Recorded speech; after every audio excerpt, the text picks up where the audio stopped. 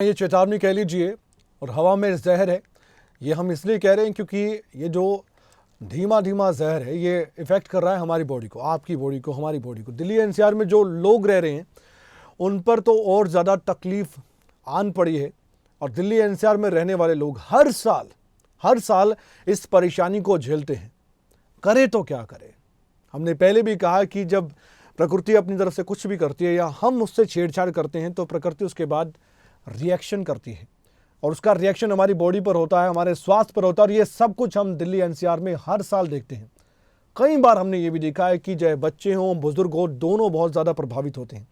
दिवाली पर पटाखे नहीं जलाए जाते या फिर ग्रीन पटाखे जलाए जाते हैं, कई जगह तो पूरी तरह से बैन होते हैं। ये दिल्ली में हमने पहले भी देखा है और ये कई सालों से चला आ रहा है। खासकर जब केजरीवाल सरकार ने दिल्ली में सरकार बनाई तो उनको लगा कि जो पटाखे दिवाली पर खासकर जलते हैं ये और ज़्यादा मुश्किलें पैदा करते हैं दिल्ली वासियों के लिए, आसपास दिल्ली में जो लोग रहते हैं उनके लिए भी।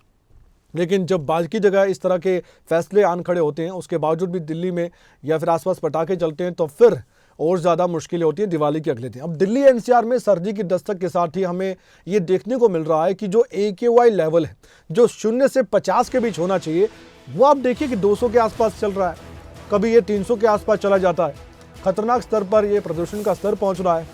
अब दिल्ली में बहुत ज़्यादा संख्या में हम देख पा रहे हैं कि लोग इससे प्रभावित हो रहे हैं। और भी ख़राब हो सकती है हवा, ये डर सता रहा है। एयर क्वालिटी इंडेक्स लेवल 190 दर्ज किया गया है। दिल्ली में ग्रेप 1 और ग्रेप 2 के नियम लागू हैं। निर्माण कार्य नहीं कर सकते और डीजल जनरेटर तो आप सोचिए बिल्कुल नहीं चला सकते, चाहे आप इस ग्रेप 1 ग्रेप 2 की बात करें या ना भी करें, क्योंकि बिल्कुल बैन कर दिए गए थे।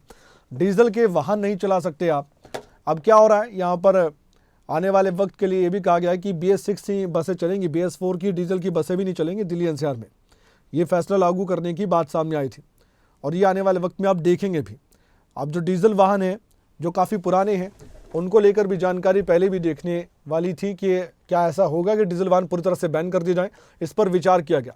अब दिल्ली के जो पर्यावरण मंत्री हैं गोपाल राय, वो रोज़ाना प्रेस कॉन्फ्रेंस करके चिंता भी जताते हैं। पंजाब से पराली जलती है, हरियाणा से जलती है। पहले से कम हो गया ये सब कुछ, लेकिन फिर भी पराली जलाने के मामले सामने आते हैं।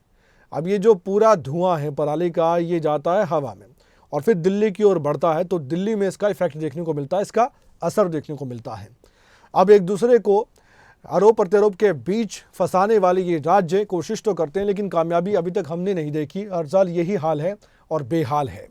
क्या होता है एयर क्वालिटी इंडेक्स, थोड़ा सा मैं आपको ये भी जानकारी देना चाहता हूं ताकि एयर क्वालिटी इंडेक्स के बारे में आप समझ सके। जो PM 2.5 आपने सुनी होगी ये टर्म, ये बहुत कुछ बताती है।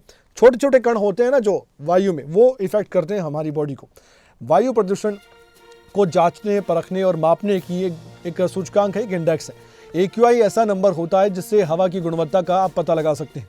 AQI से भविष्य में होने वाली वायु प्रदूषण का भी अंदाज़ा हो जाता है और ये हमें देखने को मिलता है कि अगर 0 से 50 एयर क्वालिटी इंडेक्स है तो आप बहुत अच्छी हवा ले रहे हैं, कोई परेशानी नहीं है।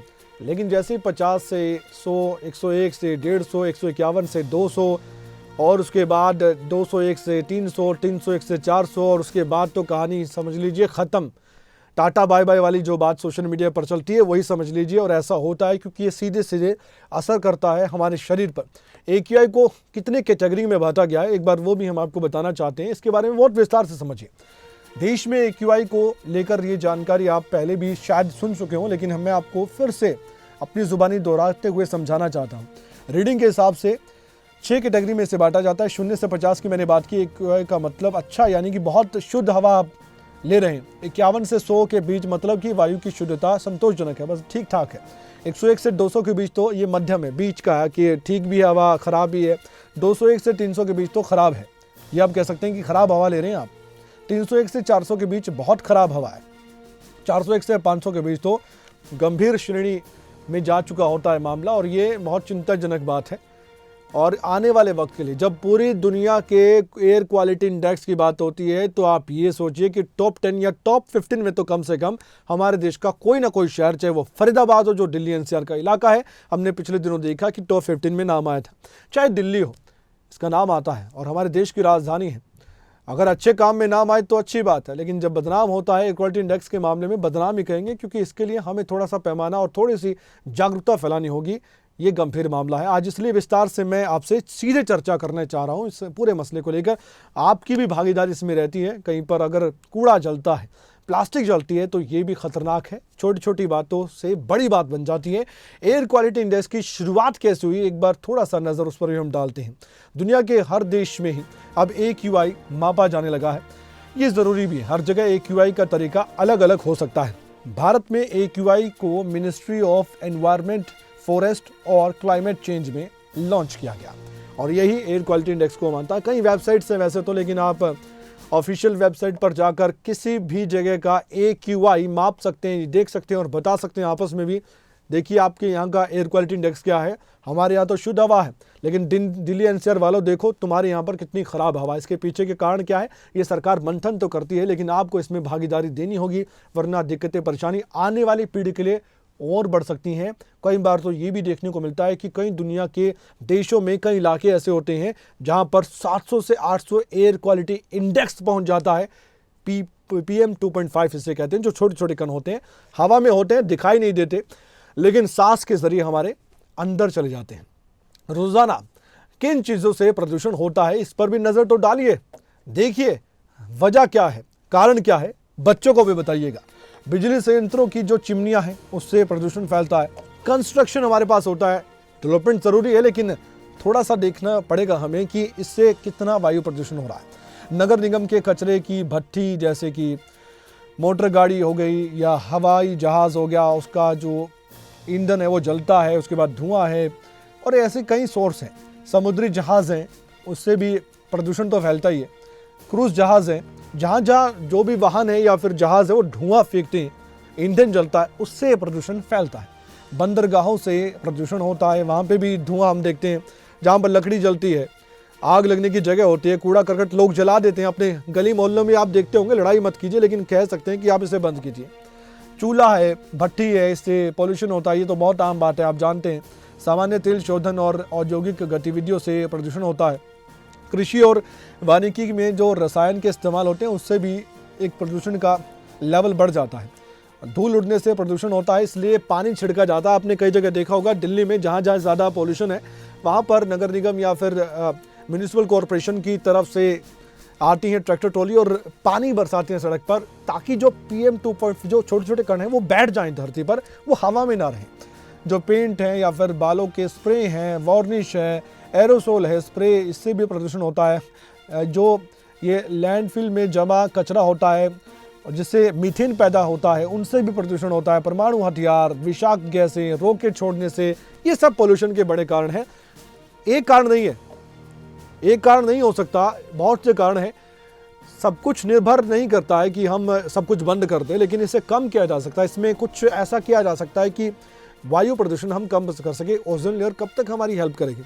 लोग क्या कुछ कह रहे हैं, एक बार हम वो भी सुनवाना चाहते हैं इन डिटेल्स के साथ, इन जानकारी के साथ। लोगों की प्रतिक्रिया सुनिए, और खासकर वो लोग जैसे झेल रहे हैं। सर, हम यहाँ पे इंडिया आए हैं, बिहार से, उतना दूर से हम यहाँ पे आए हैं और यहाँ पर पॉल्यूशन देखते हैं, सांस लेने में तकलीफ होता है। और देख सकते हैं यहाँ पर से कितना धुंधला दिख रहा है, इंडिया गेट सही से दिख नहीं रहा है।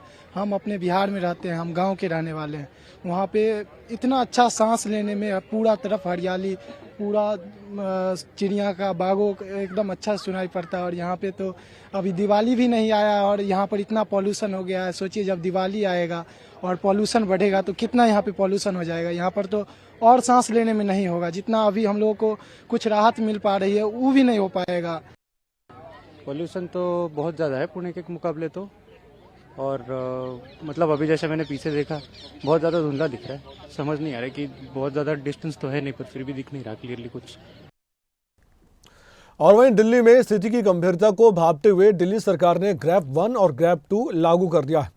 अब आपको हम ये भी बताना चाहते हैं कि ग्रैप 1 और ग्रैप 2 जो ये टर्म है, ये है क्या, इस दौरान क्या क्या होता है, ये आपके सामने है। स्टेज 1 लागू होने पर कई पाबंदियां लग जाती हैं। 500 वर्ग के मीटर के दायरे में, इसके बराबर या उससे ज़्यादा आकार के जितने भी भूखंड है उस पर निर्माण और बाकी जो विध्वंस कार्यवाही गतिविधियाँ होती हैं उसको गिराने पर रोक लगाई जाती है। ये निर्देश दिया जाता है। ये स्टेज 1 पर पाबंदियाँ लगती है, ग्रेप 1 जो पॉलिसी अपनाई जाती है, नियम लागू किए जाते हैं। अब स्टेज 1 पर क्या पाबंदियाँ रहती हैं ये हमने आपको बताया। जो निर्माण कार्य होता है उसको कम से कम बता दिया जाता है कि आप इस पर रोक लगा दें जब तक ग्रेप 1 लागू होता है। स्टेज 1 की बात हम कर रहे हैं। स्टेज 2 भी दिखाइए। और जो ग्रेप 2 की बात करते हैं, स्टेज 2 की बात करते हैं, क्या पाबंदियाँ रह जाती हैं उसके बाद? हर दिन सड़कों की सफाई होगी और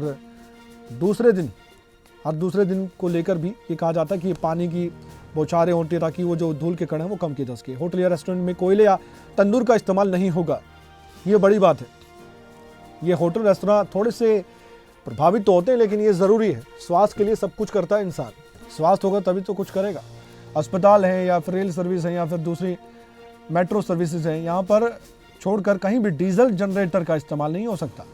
कुछ जगह है जिनको, कुछ ऐसे संस्थान है जिनको थोड़ी सी छूट दी जाती है, रेल सर्विस हो गई उनको छूट है, बाकी कोई भी डीजल इंजन या फिर डीजल जनरेटर का इस्तेमाल नहीं कर सकता।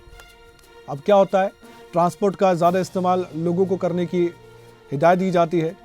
इसके लिए पार्किंग फीस भी बढ़ा दी जाती है जब ये स्टेज 2 लागू होती है, ताकि लोग ट्रांसपोर्ट का इस्तेमाल ज़्यादा से ज़्यादा कर सकें। हमने देखा कि मेट्रो स्टेशन के बाहर भी पार्किंग में लोग अपनी गाड़ी को लगाकर फिर जाते हैं। इलेक्ट्रिक या फिर सीएनजी बसें और मेट्रो सर्विस के फेरे बढ़ाए जाएंगे, इस पर काम होता है। इलेक्ट्रिक बसें ज़्यादा सड़कों पर दिखेंगी, सीएनजी बसें दिखेंगी और मेट्रो सर्विस ज़्यादा बढ़ जाएगी। 4 मिनट, 3 मिनट, 2 मिनट ऐसे आएगी। हर दिन सड़कों की सफाई होगी, जैसे कि मैंने आपको बताया। हर दूसरे दिन पानी का छिड़काव सड़कों पर किया जाता है, जो धूल के कण हैं वो बैठ जाएं सड़कों पर।